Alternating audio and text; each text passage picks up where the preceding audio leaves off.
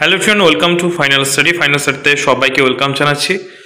তো তোমাদের জন্য একটা মোস্ট ইম্পর্টেন্ট আপডেট উঠে আসছে যে প্রাথমিক স্কুলের শিক্ষকের শূন্যপদ 5,635। ঠিক আছে, তো হঠাৎ করে এরকম কেন শিক্ষামন্ত্রী ব্রাত্য বসু বললেন আমি সেটা বুঝতে পারছি না যদিও।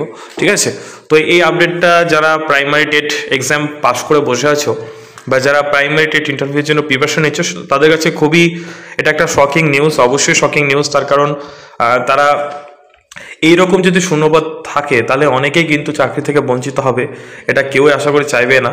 তো এটা আজকে খবরের কাগজে দেওয়া হয়েছে, দেখতে পাচ্ছ। আমরা টোটাল ব্যাপারটা বলছি, দেখো খবরের হেডলাইনে লেখা আছে প্রাথমিক স্কুলের শিক্ষকের শূন্যপদ 5,635, রাজ্যে 41 বিশ্ববিদ্যালয়ের মনোনয়নে গুরুত্ব বৃদ্ধি। দেখো এখানে কি লেখা আছে, ভালো করে তোমাদের জুম করে দেখাচ্ছি।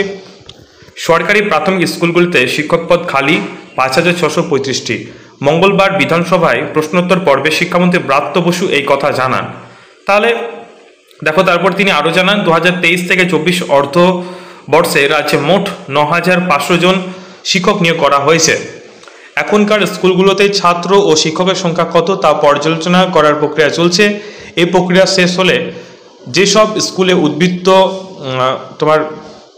ঠিক আছে উদ্ধৃত্ত শিক্ষক আছেন তাদের পাঠানো হবে কাছাকাছি স্কুলে। শিক্ষক বদলি এখনো বন্ধ রয়েছে, কিন্তু বদলি হচ্ছে একমাত্র আদালতের নির্দেশেই। এইটুকু কথা কিন্তু এখানে বলা আছে। ঠিক আছে, মঙ্গলবার বিধানসভায় প্রশ্নোত্তর পর্বে শিক্ষামন্ত্রী ব্রাত্য বসু এই যে তোমাদের যেই শূন্যপদ বা ভ্যাকান্সির কথা বললাম সেটা কিন্তু জানিয়েছেন।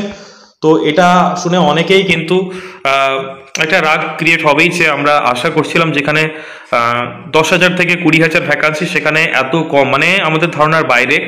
ঠিক আছে, এই ভ্যাকান্সির কথা কিন্তু তারা জানাচ্ছেন। তো অবশ্যই এই ব্যাপারটার প্রতিবাদ অবশ্যই করা উচিত যে এরকম কেন কথাবার্তা। তার কারণ এখনও পর্যন্ত কতগুলো শূন্যপদ আছে ডিপিএসপি, ঠিক আছে, সেটা এখনও জানানো হয়নি। সেহেতু আর প্রাথমিক শিক্ষকে এখন প্রচুর কিন্তু ভ্যাকান্সি রয়েছে, এটা কখনোই হতে পারে না। তো অবশ্যই প্রতিবাদ এর বিরুদ্ধে করা উচিত।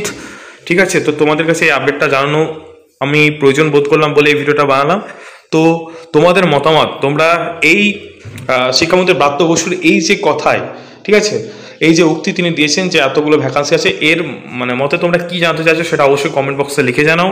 ঠিক আছে, পরবর্তী আপডেটের জন্য অবশ্যই চ্যানেলটাকে সাবস্ক্রাইব করে নিও এবং ভিডিওটা তো অবশ্যই লাইক করে দিও। Thank you.